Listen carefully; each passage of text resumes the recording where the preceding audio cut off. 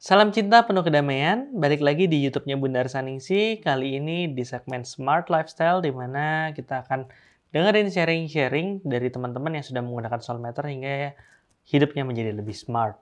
Dan seperti biasa, saya Rasto Mahutama akan nemenin teman-teman semua. Tapi sebelum menyapa bintang tamu kita kali ini, kita lihat yang satu ini dulu.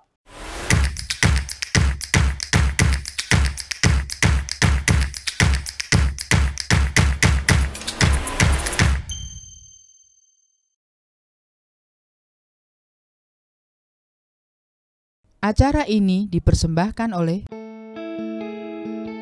Yayasan Cahaya Cinta Kasih adalah yayasan yang didirikan untuk melakukan kegiatan kemanusiaan, pembentukan karakter dengan dasar cinta kasih yang sederhana dan universal. Dengan support dari donatur di seluruh Indonesia, melayani secara lahir dan batin, melalui bantuan sembako, obat-obatan, penyuluhan proses olah rasa.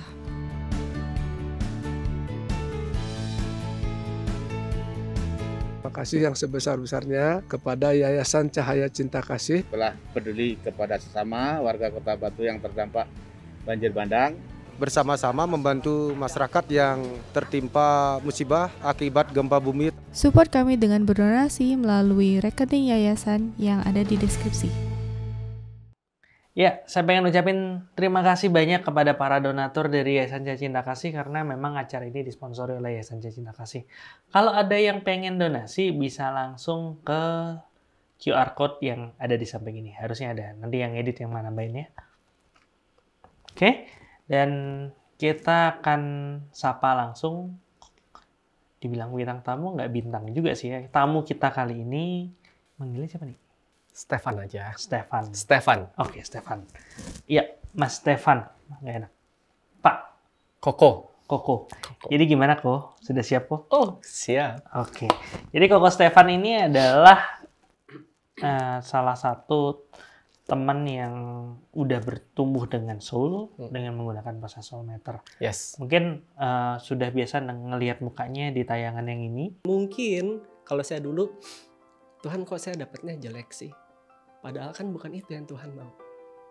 Ya, Tuhan itu sebagai seorang bapak yang tidak akan memberikan ular beracun kepada anaknya yang minta roti. Itu. Jadi kalau kita udah tahu, ya udah. Orang tua mana sih yang nggak seneng kalau anaknya nurut? Orang tua mana sih yang menghukum anaknya kalau anaknya nurut gitu? Sebenarnya Tuhan nggak pernah menghukum kok. Kita aja yang bandel, nggak mau ngedengerin. Itu kan waktu itu adalah waktu Ko Stefan pertama kali belajar Soulmeter kan gitu. Dan sekarang udahlah beberapa saat dari proses belajarnya itu, tentu proses penggunaannya akan sudah mulai ada proses penggunaan Soulmeter itu. Dan pertanyaan pertama, apakah proses Soulmeter ini beneran bikin hidup Ko Stefan menjadi lebih smart? Menjadi lebih indah, lebih smart, iya, otomatis. Gitu. Oke. Nah, pasti ada banyak nih cerita nih. Ini kita mau ngomongin cerita yang masalah yang mana nih? Yang masalah perjodohan? Nggak pakai smart. Nggak pakai smart. Nggak pakai smart, nggak pakai SM. Nggak pakai Soulmeter. Terus ngomongin masalah apa? Kalau seru kan kayak waktu itu sempat ngomongin tentang proses apa ya, kata-katanya waktu itu adalah orang tua mana yang nggak seneng kalau anaknya nurut sama orang tuanya kan, itu ya, kalau nggak salah statementnya kayak gitu, yang waktu di waktu sharing tentang WSM, proses WSM. Nah itu menarik loh kan, berarti kan ngomongin tentang antara komunikasi Ko Stefan sama orang tua. Yes. Orang tua fisik apa orang tua spiritual nih? Secara bisa dua-duanya. Karena secara fisik saya itu bisa dibilang rebel ya. Rebel bikin trouble. Rebel bikin trouble. Oke, secara fisik. Secara tidak berfisik ya sama Tuhan. Oke. Kita mungkin kalau ngomongin masalah komunikasi sama orang tua, ya mungkin masih gampang kebayang ya sama orangnya. Tapi kita ngomongin sesuatu yang lebih absurd lagi, itu masalah komunikasi sama orang tua spiritual kita, yaitu Tuhan, Bapak. Ya kan, proses komunikasi seperti apa? Yes. Nah, bisa diceritain nggak sih gimana proses komunikasi ini? Kan karena dengan soul meter ini tentu banyak yang berubah kan, pemahaman dari soul meter segala macam. Mungkin bisa diceritain sebelum paham soul meter, proses komunikasi sama Tuhan tuh gimana sih? Menurut saya komunikasi. Menurut saya sebelum kenal soul meter. Tapi setelah kenal soul meter kan bisa diukur apakah real komunikasi atau itu ego saya. Oke. Jadi dulu pembicara di gereja saya bilang, saya mendengar Tuhan berkata ini. Dalam hati saya, hebat banget. Bisa mendengar Tuhan ngomong. Saya juga mau dong. Oke. Kan secara kenyataannya yang biasa saya dengar pun proses komunikasi sama Tuhan itu kan pakai tanda-tanda ya? Pakai tanda. Kan nggak mungkin tiba-tiba langit kebelah terus keluar suara dari atas. Itu tanda-tanda kiamat kalau menurut saya. Tanda-tanda kiamat ya. Oke. Itu tanda-tanda kiamat itu. Serem juga. Terus gimana nih kalau pengalaman kan tadi itu kan ngeliat tuh, oh emang ada yang ngeluarin statement seperti itu. Kalau pengalaman pribadi gimana? Kalau saya dari kecil ada kerinduan untuk melayani Tuhan ya. Artinya dari kelas SD mama saya suruh tolong dong ambilin gelas atau apa gitu. Saya ambilin, saya melihat, saya Katolik. Ada putra altar, asisten pembantu imam. Ya kan kalau masuk ke altar kan jalannya pelan-pelan gitu ya. Terus mama lihat kok lama banget. Ngapain kamu jalan lama-lama? Iya mah aku kepengen jadi putra altar, aku bilang gitu. Kejadiannya SMP. Terus kepengen melayani. Ya akhirnya keterusan. Tapi apakah dengan melayani itu saya attach sama Tuhan? Apakah dengan melayani itu saya tahu apa yang Tuhan mau? Kembali lagi, apa iya saya tahu apa yang Tuhan mau dengan melayani itu? Apakah membuat hati Tuhan senang? Itu dengan berfisik loh. Saya sih masih nangkepnya begitu pada waktu itu. Ini pemikirannya Kostev seperti itu ya. Terus? Lama-lama kok saya sudah melayani jauh. Jauh gimana? Jauh. Nggak merasa attach sama Tuhan. Sembayang, berdoa. Saya berdoa itu 4 kali sehari. Makan pagi, makan siang, makan malam sebelum tidur. Kenapa sebelum tidur saya berdoa? Ya mudah-mudahan besok masih hidup. Soalnya kalau nggak hidup, saya nggak tahu kemana. Padahal kan udah dibilang, mati ketemu Tuhan. Tapi kok saya masih belum yakin kalau mati itu ketemu Tuhan. Jadi ada kegalauan yang nggak tahu dari mana asalnya tentang proses itu. Yes. Itu galaunya saya sadarin pada waktu kuliah sih.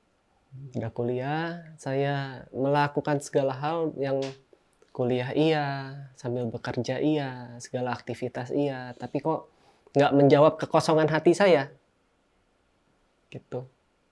Ikut aktivitas iya. Udah nyoba ngelakuin yang untuk mengisi diri ya. Yes. Terus mengisi diri supaya nggak ada rasa kosongnya itu. Tapi tetap aja ada rasa kosong. Yes. Oke. Terus? Sampai satu saat ini ada kejadian yang benar-benar Tuhan ngejawab saya. Jauh ya sebelum saya kenal soul. Jadi secara tata cara, aturan atau doktrin, ngaku dosa itu harus di gereja dalam bilik pengakuan bersama seorang pastor. Ini kejadian sama saya. Oh gitu ya Tuhan. Oke deh, saya ngaku dosa. Terus-terusan ngaku dosa. Hidupnya juga nggak kudus-kudus amat. Bahkan ada kudusnya sedikit. Itu yang sangat menyadarkan saya waktu saya diving. Karena pada waktu zaman dulu, itu kan TV-nya TV tabung ya. Nggak ngalamin pasti. Sempet sih ngalamin TV tabung. Cuman biar lebih kebayang zaman dulu tuh didefinisikan zaman dulu, zaman kapan itu gitu loh. Pada waktu saya masih kecil lah, sekitar 4-6 tahun saya tunjuk ke TV. Saya ngomong ke papa saya, "Pak, saya mau jadi seperti dia." Seperti TV. No. Pada waktu itu ada tayangan seorang diver menyelam di laut. Oke. Pas saya kepengen jadi seperti dia. Ngobrol kan sama papa. Ya, saya ada fobia pada waktu itu berenang di kolam yang cukup dalam. Oke. Papa bilang, ya udah deh, Pak. Saya kan kepikir itu alat-alatnya pada waktu itu saya mau beli di mana, kemungkinan kan papa tahu. Ya udah nanti papa kasih. Tapi dengan satu syarat, berenang nih di kolam yang 3 meter pada waktu itu di kolam berenang. Itu saya ketakutan setengah mati. Saya coba-coba, pokoknya sempat ngotot-ngototan sama papa antara mau dan tidak. Sempat papi bilang juga, ya udah kalau kamu nggak mau berenang, saya nggak beliin. Akhirnya saya coba, saya bisa. Apa yang terjadi? Saya bisa berenang, saya tagih. Mana Pak? Alat-alat yang seperti masker dan fins yang papa bilang mau beliin. Alasannya banyak. Disitulah saya kecewa. Pandangan saya terhadap Tuhan mungkin juga pernah kecewa seperti itu. Kenapa saya berpikir, Tuhan, saya udah ke gereja loh. Saya udah melayanimu loh. Tapi kok hidup saya seperti ini, tapi kok orang lain ada yang susah, saya ada yang susah. Saya berpikir kok, saya kayak sistem retribusi sama Tuhan. Sistem retribusi, maksudnya? Saya udah pelayanan, tapi oke Tuhan, saya melayanimu. Apa yang bisa Tuhan kasih ke saya? Harusnya kan nggak begitu. Hitung-hitungan gitu? Hitung-hitungan. Oke. Nah, sampai akhirnya pada waktu kuliah, balik lagi, fast forward, waktu kuliah, saya mulailah mencicil alat. Bisalah saya diving. Masuk kursus diving, open water namanya untuk diving pemula. Berjalan aman. Pada waktu angkatan berikutnya, saya ikut pergi juga, saya ikut trip. Jalan, itu tahun 2005. Saya ingat banget, tahun 2005 saya izin sama mama. Mah, aku trip dulu ya diving. Mama langsung bilang, tsunami lu, katanya. Waduh, kok gitu?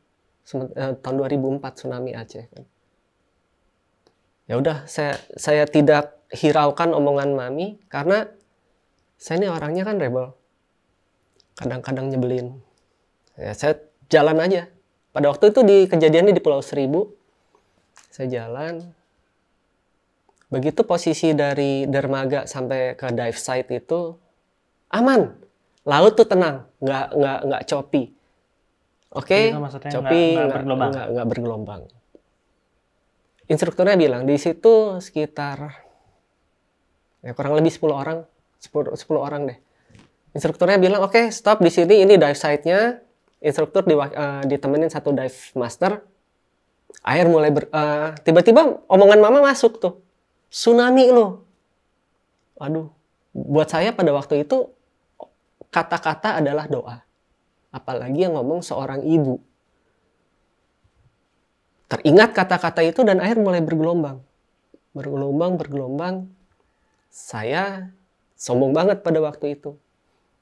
Yang baru pakai alatnya di kapal aja, biar yang sudah pengalaman, ceritanya pengalaman. Pakainya di luar kapal. Jadi scuba gear-nya itu kita pakai, jadi si diver yang masuk dulu ke laut, baru alatnya dicemplungin. Ada skill-nya bagaimana kita harus bisa pakai alat di laut. Tapi memang pada saat itu memang sudah berpengalaman? Pengalaman nyelam 4 kali. Pengalaman pakai alat di laut baru kali itu. Oke. Tapi sudah merasa sudah punya pengalaman? Banget, udah paling jago. Oke. Terseret saya. Jadi gimana? Jadi pada waktu udah bilang waktu itu ya yang newbie gitu kan? Yang newbie di kapal. Pakai dulu nih alatnya. Nyemplung dah gitu. Iya. Gua pro nih. Iya. Jadi masuk duluan, ntar baru iniin.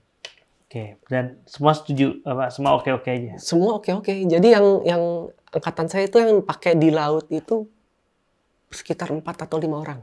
Oke. 4 atau 5 orang nyemplung duluan, baru alatnya Dikasihin, Dikasihin, kita pakai pakai di laut. di laut. Keseret saya. Keseret arus, masih di permukaan itu. Keseret arus jauh dari kapal, jauh. Saya pakainya kayak dibalikin gitu, tanknya. Nyangkut di snorkel. Nggak bisa sekali, nggak 2 kali, 3 kali saya coba, akhirnya nggak bisa. Begitu sekalinya bisa, prinsipnya never dive alone. Jangan pernah diving sendiri, karena kita perlu buddy. Teman saya pegang, yuk dive, kita turun. Dia tepas tangan saya, kesannya kayak ngelihat setan. Nggak mau, gue nggak mau dive sama lu.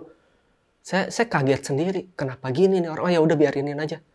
Nggak taunya dia masuk sendiri ke dalam. Saya mikir, saya nyusul apa enggak?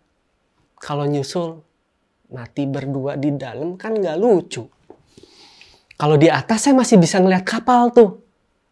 Tapi saya sendirian. Saya tengok ke belakang, pulau cuman segini. Nggak tahu ada pulau apa. Pada waktu itu kejadian 2005, jadi saya agak lupa. Pulau tinggal segini. Maksudnya jauh gitu ya? Jauh. Kecil banget. Ya. Kapal? Kapal itu muat di depan sekitar 10 orang, di belakang 10 orang. Jadi cukup besar ya kapalnya. Saya lihat cuman segini. Saya dus korek api yang gesek itu, dan di situ ada cerobongnya. Berarti itu udah jauh tuh ya? Jauh Itu banget. Kira-kira berapa jauh tuh? Sekiloan nggak nyampe?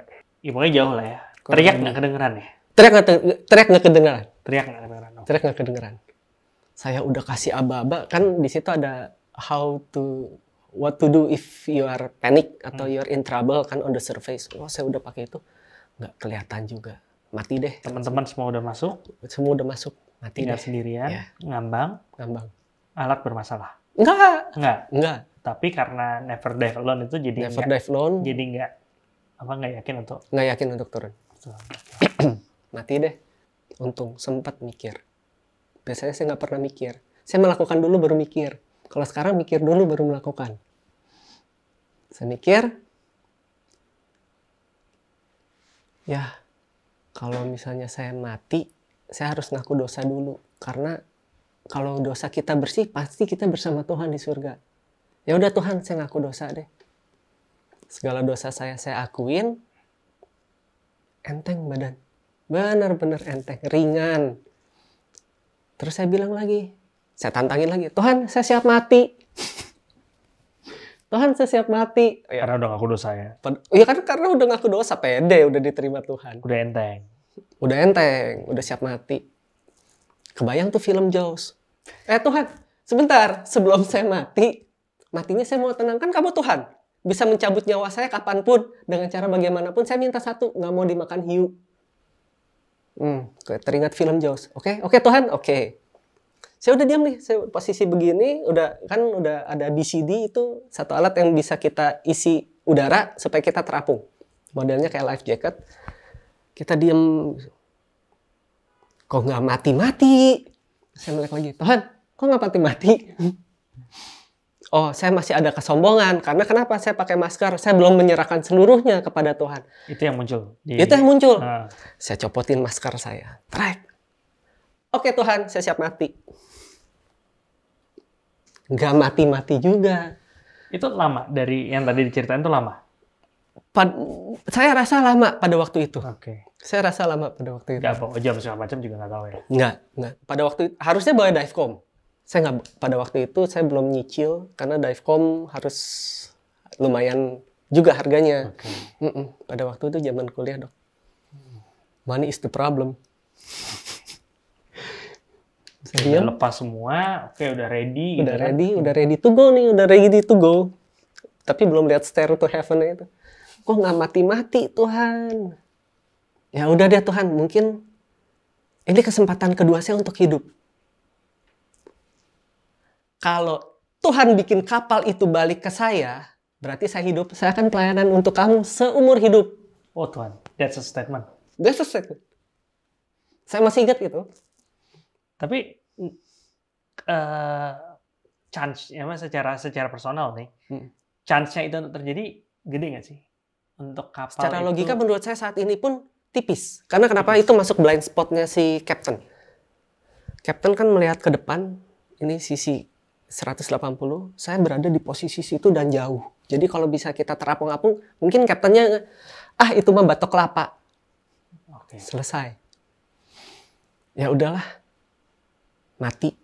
Ya gimana Tuhan deh, saya udah berserah aja. Nggak lama itu dari cerobong keluar asap. Wah ini kapal jalan nih. Saya cuma ngelihat sekeliling, kok belum ada teman-teman yang naik. Kapal jalan. Udah agak seneng, agak was-was. Was-was kalau dijemput gitu kan. Berarti saya harus melayani Tuhan. Jadi posisi kapal begini, saya di sini. Mesin nyala karena ada asap. Kapal begini. Seret, buntutnya udah hampir kayak begini. Ya Tuhan, di situ saya nangis. Tuhan, kan saya udah ngaku dosa sama Tuhan. Saya udah ngaku dosa, badan saya udah plong. Saya yakin Tuhan Maha Pengampun, kan namanya juga Maha. Tapi kok saya dibuat sebegininya untuk melihat, ini loh kematian lu, gitu. Ya udahlah Tuhan, kan saya udah ngaku dosa. Kenapa masih Engkau menjadi Tuhan yang kejam? Dengan melihat, ini loh lu mati ini sekarang.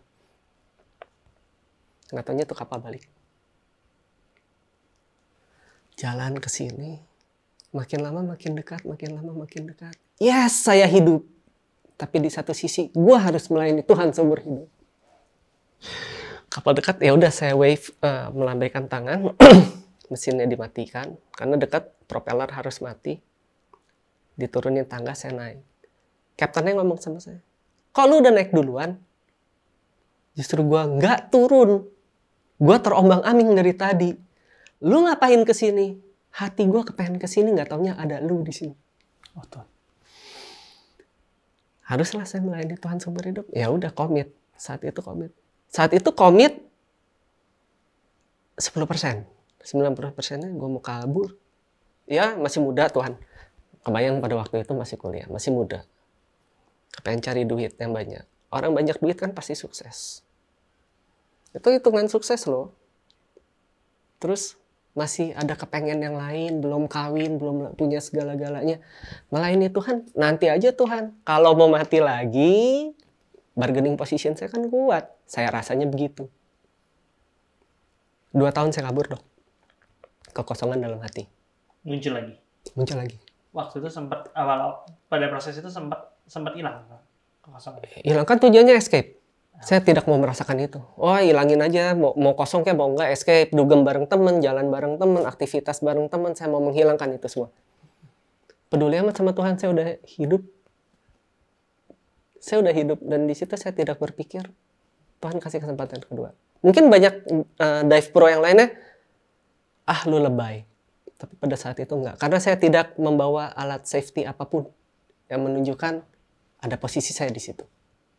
Whistle saya nggak bawa, segala macam alat saya nggak bawa. Cuman modal alat dasar aja. Kabur. Terus di kekosongan hati itu 2 tahun kabur. Kejadian 2005, 2006, 2007. Ya. Nah di 2007 itu saya baru merasa kosong, benar-benar kosong. Saya udah kerja. Ya pokoknya semua ada gitu. Tapi kekosongan itu saya nggak temukan. Apa yang menyebabkan kosong? Flashback yang waktu di diving itu pasti keluar lagi tuh. Iya. Ya udah Tuhan, saya surrender. Bener. Ya namanya Tuhan lu tantangin. Lu cari ke lubang semut sekecil apapun di bawah pasti kecari. Pasti ketemu. Dan itulah, ya Tuhan pasti pintar sih. Secuil itu, kekosongan itu diambil dari saya. Dan itu saya ketemu banget. Ya saya menangis sejadi-jadinya sampai akhirnya kurang lebih setahun yang lalu sebelum saya menelpon teman saya hampir komit untuk suicide. Udah kepikiran buat suicide. Kalau udah ketemu Tuhan terus ngapain saya suicide? Betul nggak? Iya. Hitungannya nggak masuk jadinya. Hitungannya nggak masuk. Merasa sudah connect sama Tuhan. Merasa sudah melayani Tuhan dengan benar. Merasa sudah mengikuti apa yang Tuhan mau. Tapi kok kepengen suicide. Berarti saya meragukan Tuhan juga dong. Secara nggak langsung. Ya. Atau malah secara langsung ya. Bisa jadi. Ya akhirnya saya telepon teman saya. Disinilah saya sekarang. Dari situlah muncul akhirnya proses belajar soul meter kan. Yes. Belajar soul meter di mana soul measurement of technique of radiation, kita ngukur radiasi energi, jadi ya A ya kebacanya A, B ya kebacanya B. Yes. Pertanyaannya balik lagi ke tadi. Proses itu kan sebenarnya adalah proses komunikasi Stefan sama Tuhan. Dari tadi dan terjawab dengan tanda-tanda. Tidak dengan suara tiba-tiba di apa namanya? Muncul Hai, enggak. Stefan. Oh, itu serem. Saya kabur itu. Cuman tanda yang kapal udah balik dengan si kaptennya bilang, ya gue pengen aja ke sini. Yeah. Dan dari situ proses komunikasi terjadi. Proses ya. Ya. Cuman kan ya itu ada beberapa dari yang bisa baca ya. Maksudnya nggak menutup kemungkinan sebenarnya dalam hidup ada lebih banyak lagi proses komunikasi tapi nggak ngeh. Sangat. Atau mungkin saya ignore. Atau ignore, oke.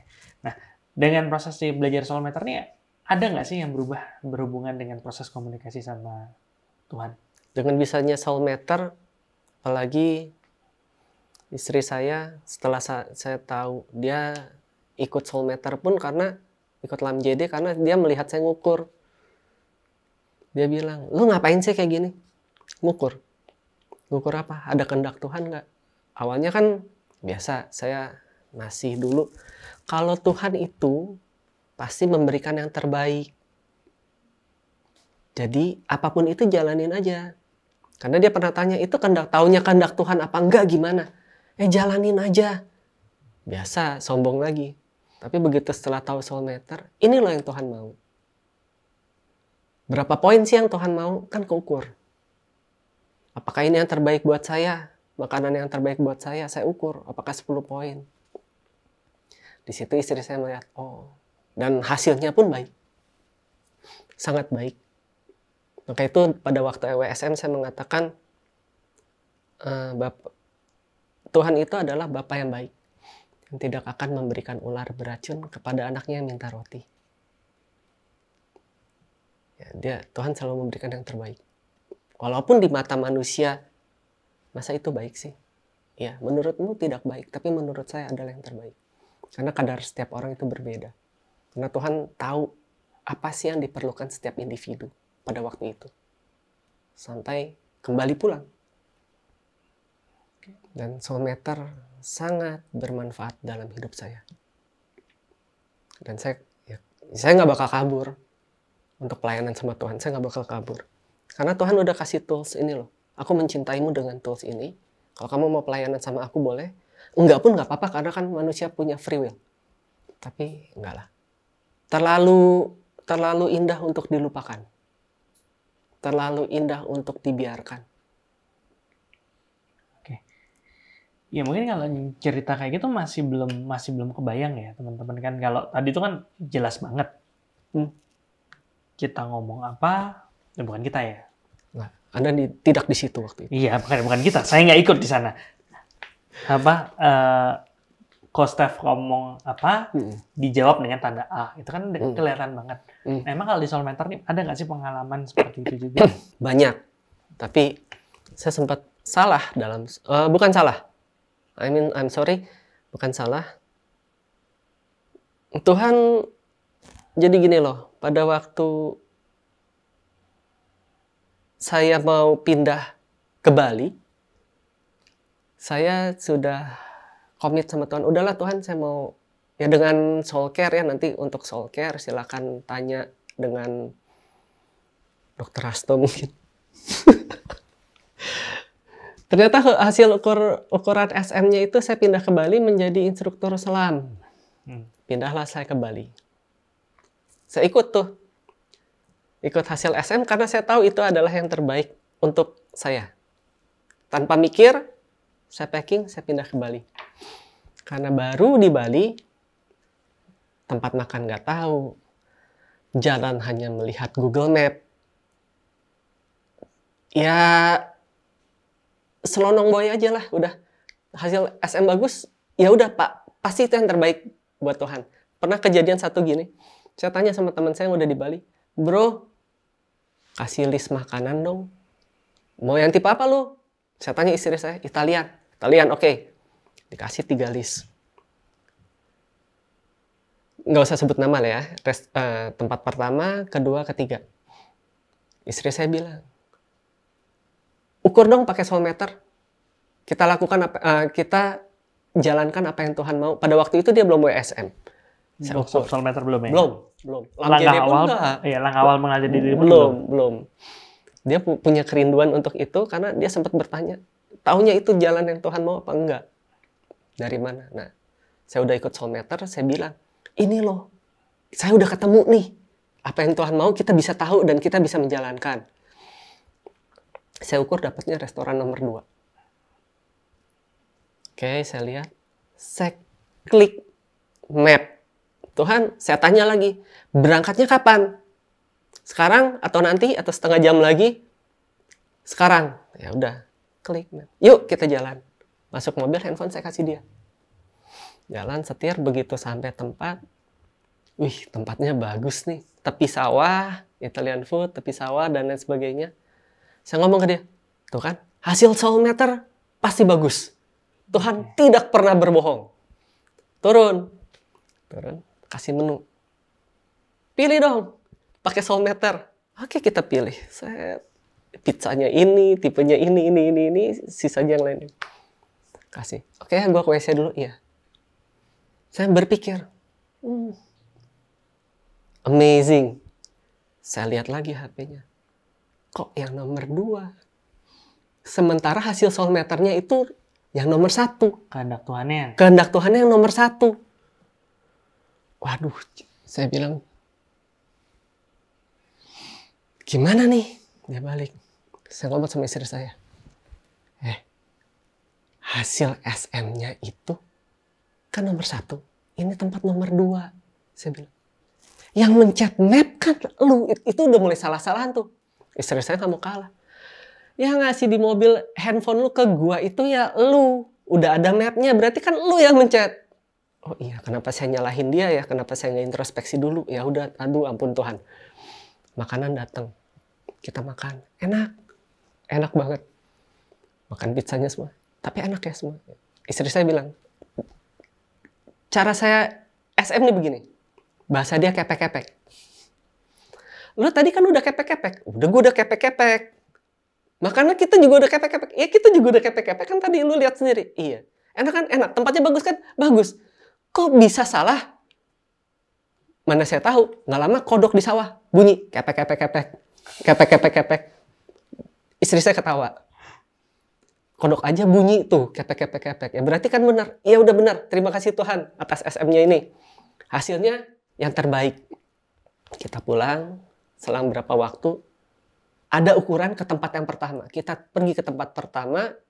Makanannya not really good. I'm sorry. Bukan selera kami. Ya biasa lah.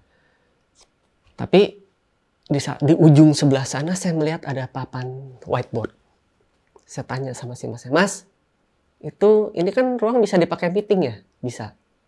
Whiteboardnya bisa dipakai? Bisa. Kalau saya mau pakai whiteboard itu, biasanya ruang meeting kan ada minimum text-nya kan, berapa orangnya. Kalau saya 3 orang, 5 orang, bisa nggak saya pakai di ujung sana untuk kelas? Bisa Pak. Bertiga pun Bapak bisa.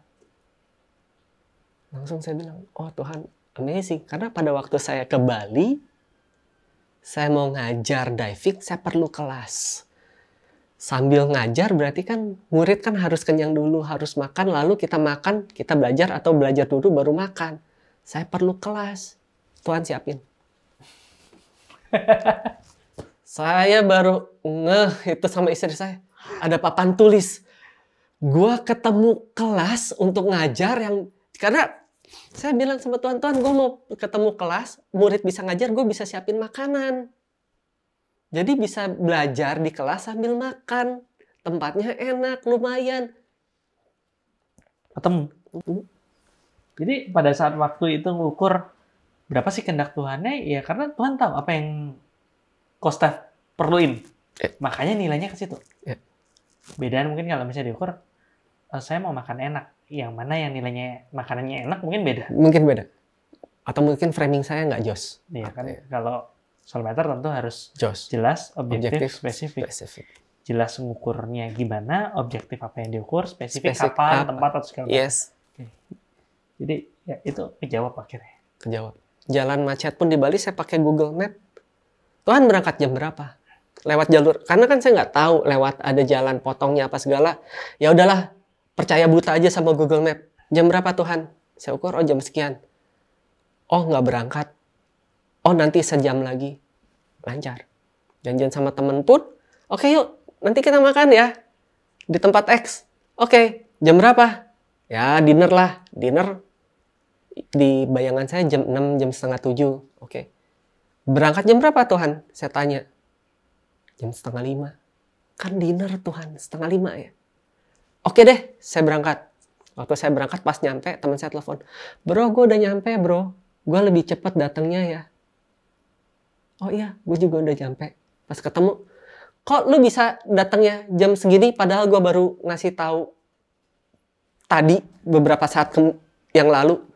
Kan gue kesini ngukurnya pakai SM. Jam berapa gue harus berangkat. Kebetulan orang tersebut paham akan SM. Oh, pantas. Smart. Smart. Tapi kita makanya harus smart. Oh iya, gitu. Keren banget ya, SM nggak ada duanya. Itu semakin meyakinkan saya akan Tuhan itu adalah Bapa yang baik. Sangat baik. Asal kita mau dengerin ya. Dengerin dan melakukan. Kebanyakan kan kita nggak dengerin sebenarnya. Iya. Dulu saya begitu. Melakukan sesuka gua. Iya, kebayang nih kan proses komunikasi sama Tuhan ya. Yang jadi lebih simpel, jadi lebih smart dengan Soulmeter. Oke, makasih udah sharing loh. Ini kan ini menjadi apa ya? Menjadi pembelajaran lah untuk kita semua. Sama-sama. Cuma nih, ada nggak pesan-pesan atau apa yang mau disampaikan untuk teman-teman yang nonton? Ya, untuk mereka lah apa yang mau disampaikan, siapa tahu bisa menginspirasi atau gimana. Tuhan itu baik. Sangat teramat, sangat baik. Jadi tolong lihat sekitar tanda apa sih yang ada, yang diberikan. Jangan tegar tengkuk istilahnya. Atau jangan degil. Atau jangan keraskan hatimu di saat itu jalan yang Tuhan pasti hatimu bisa menjawab. Kalau belum bisa SM, bicaralah dengan suara hatimu. Beda suara hati dengan ego. Tapi itu PR sih sebenarnya.